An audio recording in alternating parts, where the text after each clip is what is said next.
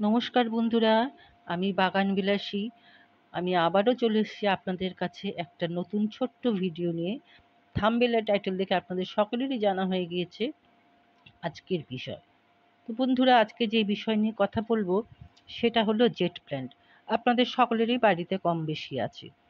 বন্ধুরা, জেট প্ল্যান্টকে কিন্তু lucky plant হিসাবে সকলে বলে থাকেন এবং আমিও কিন্তু মানি এটা। এই গাছ বাড়িতে রাখলে ভাগ্য সুপ্রসন্ন হয়। তাই যদি অল্প জায়গা থাকে আপনাদের বাড়িতে, আপনারা এই গাছ রাখতে পারেন বন্ধুরা। এই গাছ কিন্তু সাকুলেন্ট প্রজাতির একটি গাছ। যেমন আমাদের অ্যালোভেরা রয়েছে, ঠিক জেট প্ল্যান্টও এই সাকুলেন্ট প্রজাতির একটি গাছ।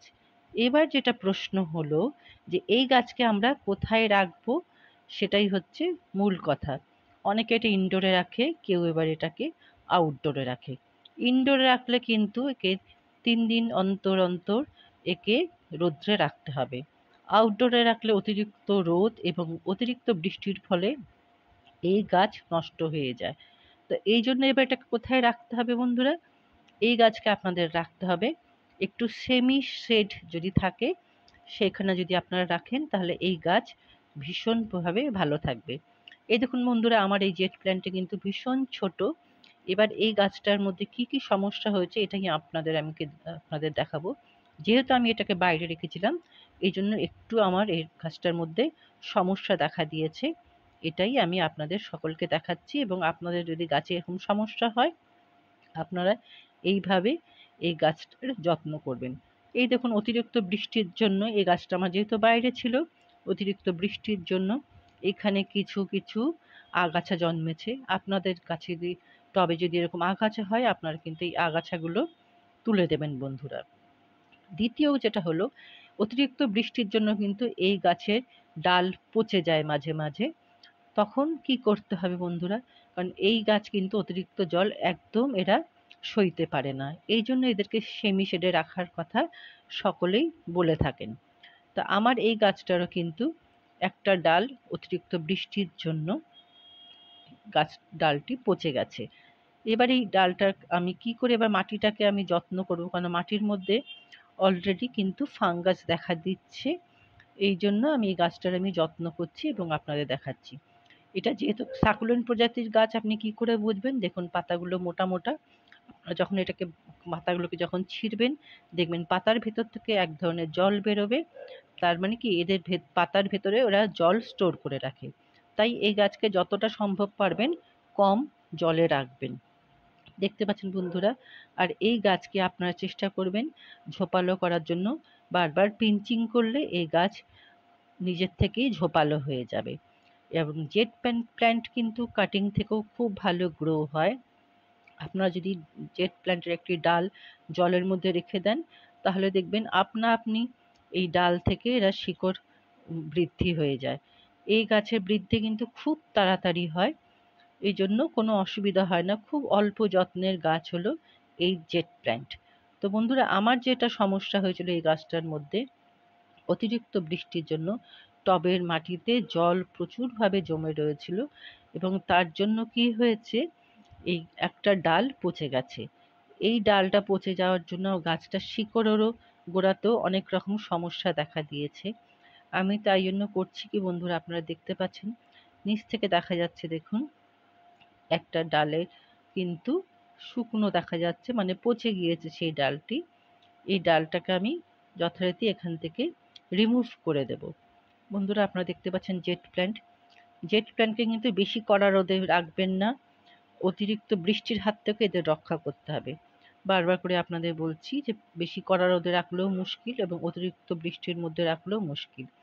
এই দেখুন, পাতা ঝরে ঝরে পড়ছে। বেশি জল হয়ে গেলে কিন্তু এর পাতা ঝরে ঝরে পড়ে যায়। আর যদি আবার কম জল হয় তাহলে পাতা শুকিয়েও পড়ে যায়। এই জন্য 10 দিন পর পর বা বড়জোর 5-6 দিন পর পর এদের একটু জল দেবেন, তাহলে এরা সন্তুষ্ট থাকে। অতিরিক্ত খাবার এরা বেশি পছন্দ করে না। যদি খাবার দিতে হয়, অন্যান্য গাছে যখন আপনারা সর্ষের খোল ভেজানো জল দেন, তখনও ওর মধ্যে যদি একটু সর্ষের খোল ভেজানো জল দিলে, তাহলেও এদের গ্রোথ চলে আসবে। বা 2-1টি যদি ডিএপির দানাও আপনারা এই টবের মাটিতে যদি দিয়ে রাখেন তখনও কিন্তু এই গাছের গ্রোথ চলে আসবে বন্ধুরা। এ খুব অল্প খাওয়ারে সন্তুষ্ট এবং খুব বেশি ঝোপালো হয়ে যায়। বারবার করে আপনাদের যেটা বলছি, এটা কিন্তু লাকি প্ল্যান্ট হিসাবে কিন্তু একে গণ্য করা হয়। আপনাদের বাড়িতে যদি ছোট্ট জায়গা থাকে, যদি বারান্দায় রাখতে পারেন, সেখানেও যদি রোদ আসলে এই গাছ আপনারা জেট প্ল্যান্ট নিশ্চিন্তে আপনারা রাখতে পারেন বন্ধুরা। আর এই দেখুন পাতাগুলো দেখতে পাচ্ছেন মোটা মোটা, এই পাতার ভেতরে কিন্তু এরা জল সঞ্চয় করে রেখে দেয়। ঠিক অ্যালোভেরাতে যেমন অ্যালোভেরার মধ্যে জল সঞ্চয় থাকে সাকুলেন্ট প্রজাতির, এই লাকি বাম সরি এটা জেট প্ল্যান্টও কিন্তু এইভাবে জল সঞ্চয় করে রেখে দেয় এদের পাতার ভেতরে। এবার দেখতে পাচ্ছেন এই যে আমি যে ডালটার কথা বলছিলাম, এই ডালটি কিন্তু আমার অতিরিক্ত বৃষ্টির জন্য পচে গেছে। দেখাচ্ছি আপনাদেরকে যেটা, এখান থেকে কিন্তু এই ডালটি পচন ধরা শুরু করেছে।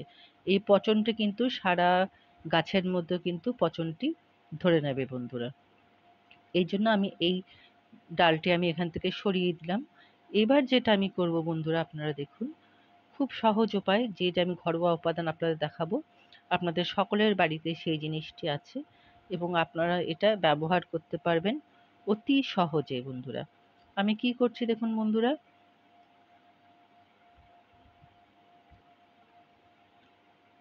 টবের মাটিতে আমি হলুদের গুঁড়ো এইভাবে আমি ছড়িয়ে দিয়েছি। যেহেতু আমার এই টবটি ছোট, তাই জন্য আমি শুকনো হলুদ এর মধ্যে ছড়িয়ে দিয়েছি। যদি আপনাদের টব বড় হয় তখন কি করবেন সেটাও আমি আপনাদেরকে সকলকে জানিয়ে দেবো বন্ধুরা। আমি পুরো শুকনো হলুদ আমি এর মধ্যে ছড়িয়ে দিয়েছি। আপনারা সকলেই জানেন কিন্তু হলুদ কিন্তু অ্যান্টিসেপটিক হিসাবে খুব ভালো কাজ করে। যেহেতু টবের মাটিতে আমি বারবার করে আপনাদের বলছি অতিরিক্ত বৃষ্টির জন্য আস্তে আস্তে ফাঙ্গাস চলে আসছে, আমার গাছের গোড়াও নষ্ট হয়ে যাচ্ছে, তাই আমি হলুদ ছড়িয়ে দিয়েছি। এবার যেটা করছি দেখুন, এই যে অল্পটুকু আমি জল নিয়েছি তার মধ্যে অল্প একটুখানি হলুদ দিয়ে এইটার মধ্যে হলুদটা জলের মধ্যে দিয়ে রেখেছি। এইবার আমি এই জলটাকে আস্তে করে নাড়িয়ে এবার রেখে দেবো। এবার টবের মাটিতে আমার কিছু খাবার দিতে হবে। মানে অতিরিক্ত বৃষ্টির জন্য আমি যা খাবার দিয়েছিলাম সব খাবারই আস্তে আস্তে চলে গেছে। আর যেই হলুদটা আমি টবের মাটিতে দিয়েছিলাম সেটা আমি আস্তে আস্তে করে পুরো টব জুড়ে আমি এরকম ছড়িয়ে দিয়েছি।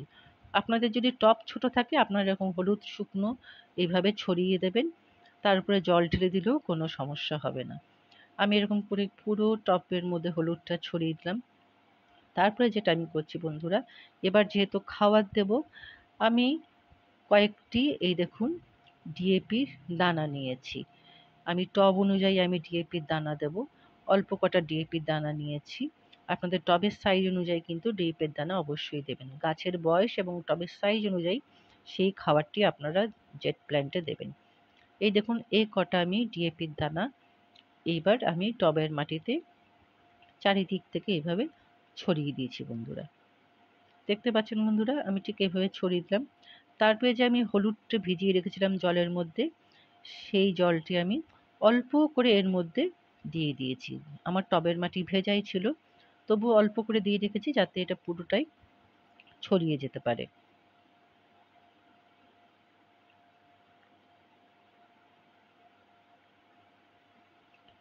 এই দেখুন বন্ধুরা পুরোটাই দিয়ে রেখেছি। এবার জলটি আস্তে আস্তে নিচের দিকে নেমে যাচ্ছে। ডিএপির দানাও দিয়েছি এর খাওয়ারের জন্য। আমি এখান থেকে আস্তে করে সরিয়ে দিলাম। আমি মাটিতে দিয়ে দিলাম যাতে গোড়ার মধ্যে খাবারটি না লাগে।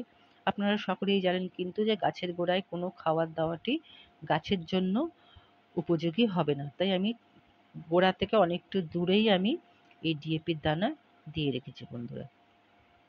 দেখতে পাচ্ছেন বন্ধুরা এইভাবে দিয়েছি। এইবার এই গাছটাকে আমি রাখবো সেমি শেডে।